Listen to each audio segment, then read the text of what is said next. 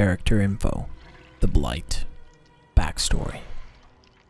To understand the human condition, one must rise above it.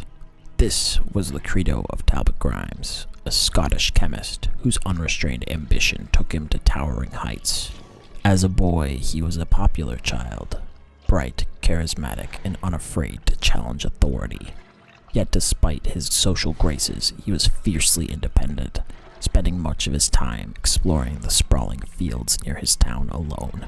What began as a child's curiosity nearly turned deadly after experimenting with a patch of poisonous foxglove.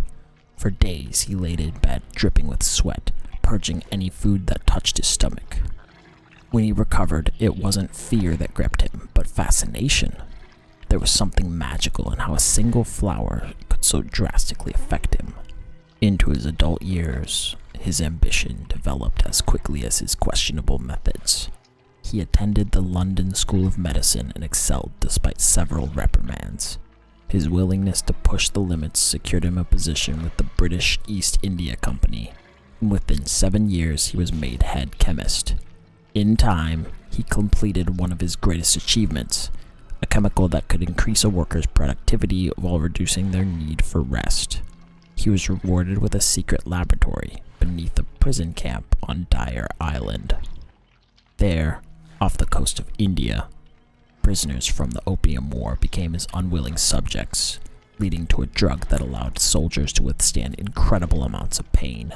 Though most side effects were minor, there were rumors that a small number of soldiers went mad.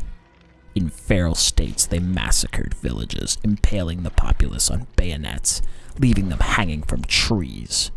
There were no official reports on the subject, and Talbot refused to blame himself for what could only be exaggerated war stories.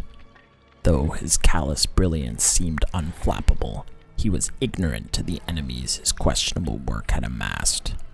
The realization struck him quite literally, with a steel pipe to the back of his head during a trip to Mangalore. He was bound and loaded into a wagon. When his blindfold was removed, a sickly man showed him a mass grave filled with hundreds of bodies. Unbeknownst to Talbot, his productivity-increasing drug had killed nearly an entire factory's worth of workers. He knew he couldn't defend himself against the anger and accusations of his abductor. All he could do was curl up as the blows from the steel pipe rained down. His body was thrown into the grave and left for dead. Shifting between consciousness and the darkest black, he crawled for an escape, fingers sinking into rotting flesh. Black flies feasted on his uncovered skin, the sensation of 100 pinpricks stabbing into him. As he collapsed, he came face to face with a dead woman's dazzling hazel eyes.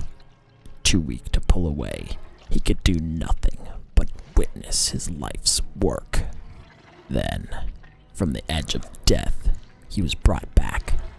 He found himself on a small bed with a kindly, wrinkled face looking over him. With each pained breath, he was nursed back to health in an ancient mystery school posing as a monastery.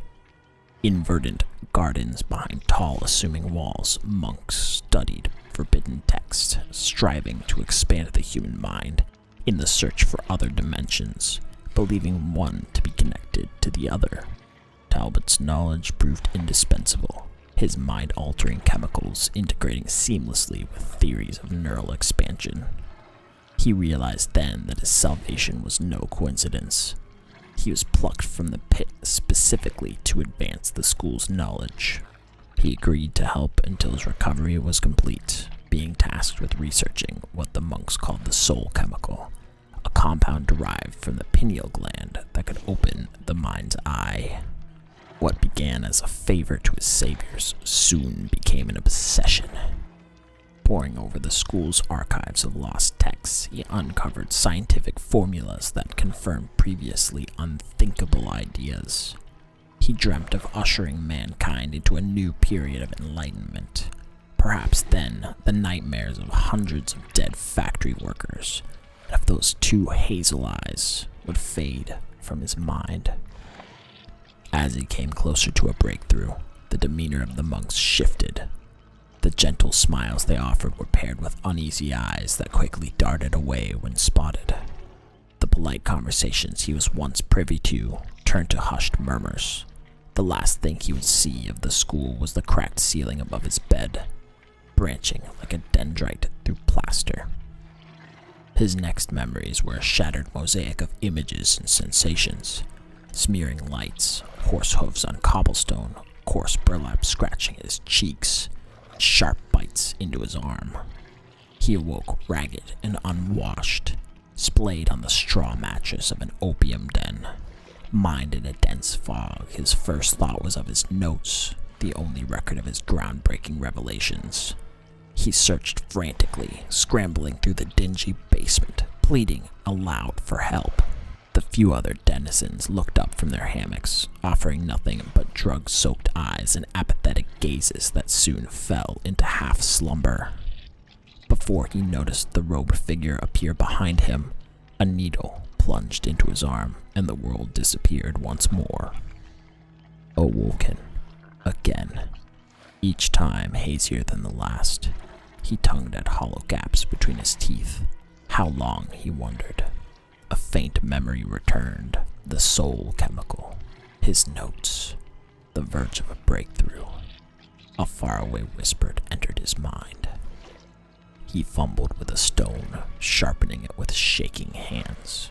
In the dim light of the den, amongst the catatonic occupants, he carved his research from memory into the walls. He wrote for hours until his fingers bled, moving to the floor, taking in everything the voice whispered despite his inability to comprehend it. When there was nowhere left to write, he gripped the stone and carved the message into his chest. Stained with blood, he witnessed a miracle appear before him. A magnificent field of lush, orange flowers. The whispered voice beckoned to him, urging him to enter the field and discover worlds and dimensions beyond human comprehension. For a moment, Talbot felt the sense of wonder he possessed as a child. The denizens of the opium den awoke to silence.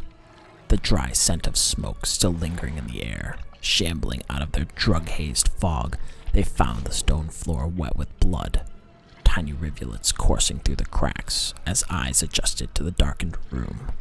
The jagged lettering scrawled along its length began to appear.